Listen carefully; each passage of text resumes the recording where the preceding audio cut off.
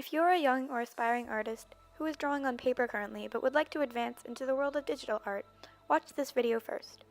If you yourself are connected in any way to the art world, whether it be you buy commissions, sell commissions, or you actually are a digital artist on the internet, and you clicked on this video by accident, please stay, because I will be hopefully giving some helpful tips and some insight into the world of the quotes, digital art isn't real art.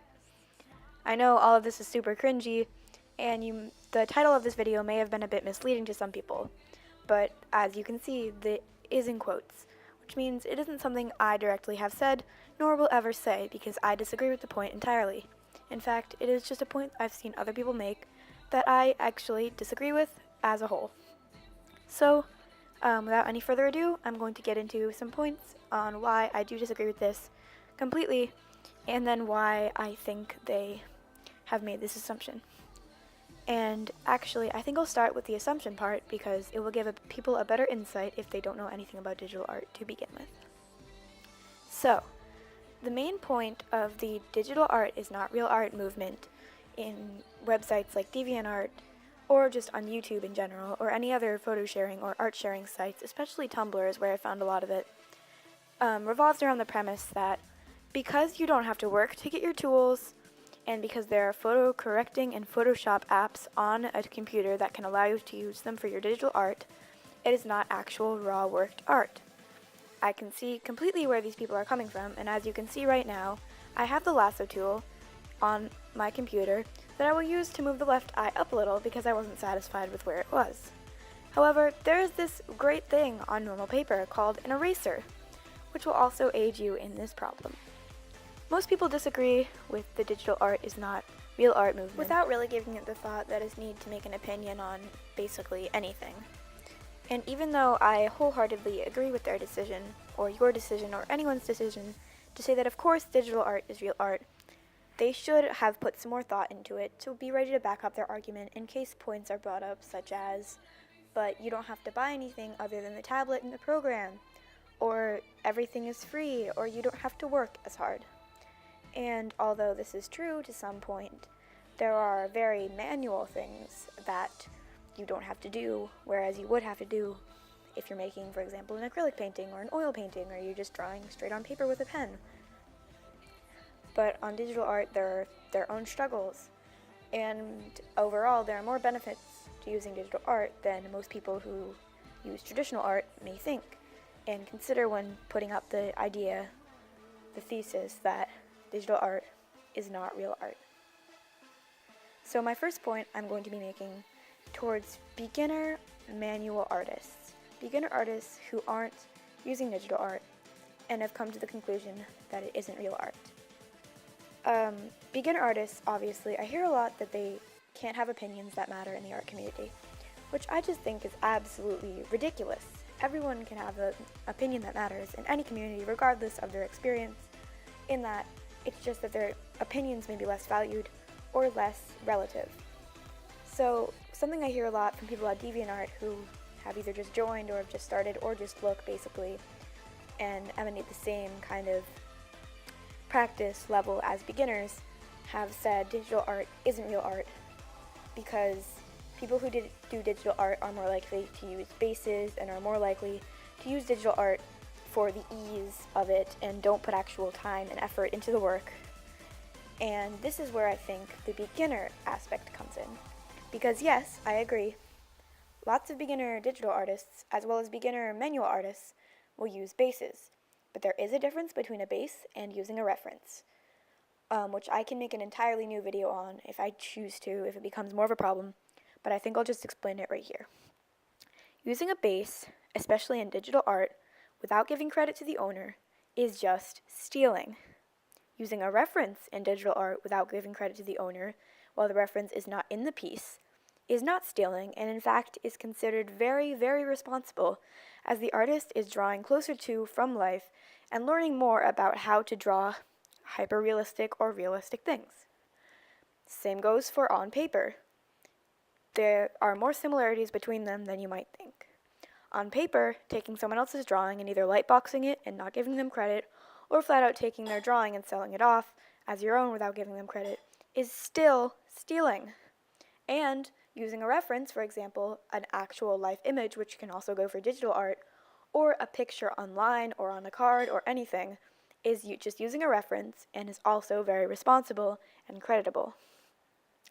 This is where beginner artists get most tripped up with the digital art idea, because being beginners themselves, I can't generalize everyone, but I do believe that a beginner would not have as much experience, obviously, as someone older with the digital art. And that brings me to my second point, which is the older, more experienced traditional artists who don't like digital art for the more intellectual and the deeper reasons that could be equated to actual thinking, whereas the beginners have more of the manual and actual physical concepts.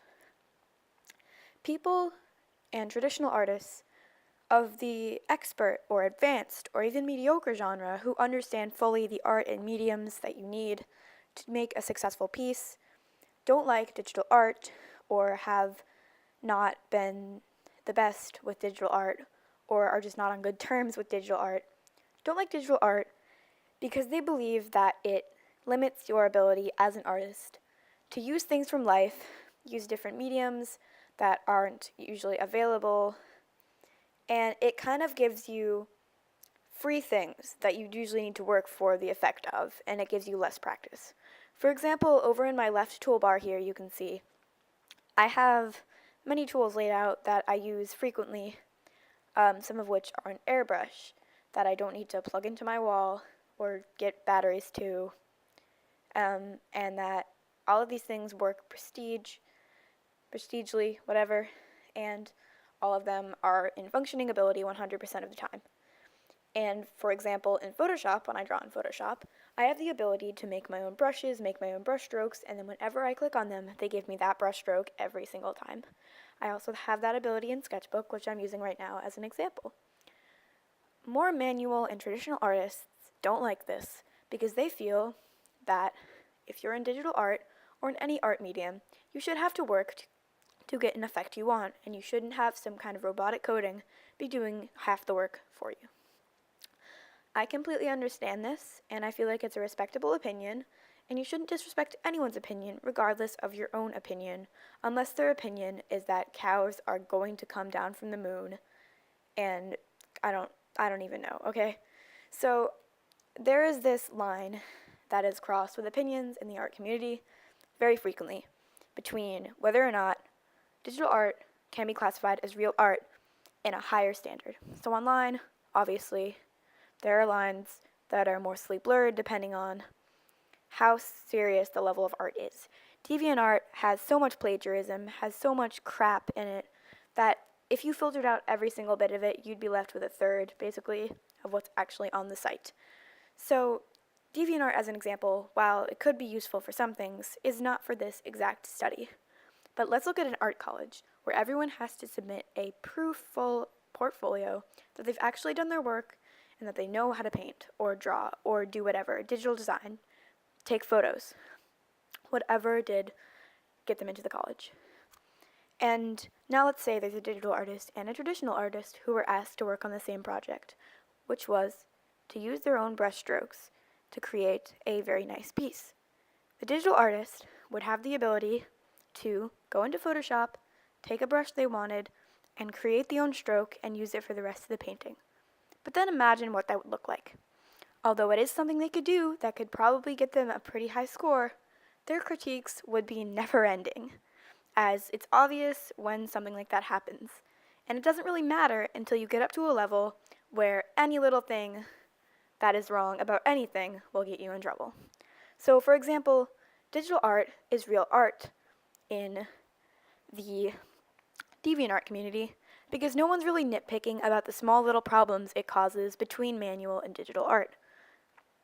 The actual problem comes when you go up higher in the scale of how hard it is to make these art pieces. The last point that I wanted to make comes from an analogy that one of my school friends has told me. He's also an artist, and he wholeheartedly respects the opinion that, yes, of course, digital art is real art. He happens to be a digital artist as well. And so what he has said to me in the past, which I really enjoyed this metaphor, analogy, whatever, comparison. He said, so let's say you're working in a school, correct? And everyone has to write an essay. And there's no rules on how you're going to write the essay. All you have to do with the essay is publish it, okay? And someone chooses to write it on paper, which means they will have more time spent looking up the words, looking up the grammatical structure of anything they're writing. But ultimately, it might look more professional because it's written on paper. It might look like it had more time put into it, but the overall report doesn't mean it's better. And then let's say someone decided to write it on a computer. There are spell checks, autocorrects. It can even tell you if you're using like a passive voice. And this person may look like they put less work into it. But did they really? No, they didn't put less work into it at all. It's just a different method that allows you to cut corners.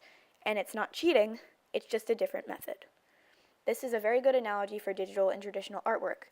Another one that I've come up with myself is that you can't say someone isn't an author because they write in modern language versus someone who writes in Shakespearean language being the only kind of author there is. Or you can't say someone who writes children's books isn't an author because they don't write adult books, even though that's not the audience they're targeting. So it's all a very opinionated thing, as I've made the point lots of times in this video. But I feel as if saying that digital art isn't real art is just like saying, if you don't do this specific thing that I do, then you're not this specific occupation that I also happen to be, but in a different circumstance. It all has to do with circumstantial things, and when it comes down to it, it's very obvious, at least in my mind, that yes, digital art is real art, yes, digital artists are real artists, and you should respect that, and you should respect them as they run most of the art community online. Thank you for taking the time to watch this video, and if you've made it this far to the end, congratulations. I'm not going to tell you to subscribe because that's cheesy.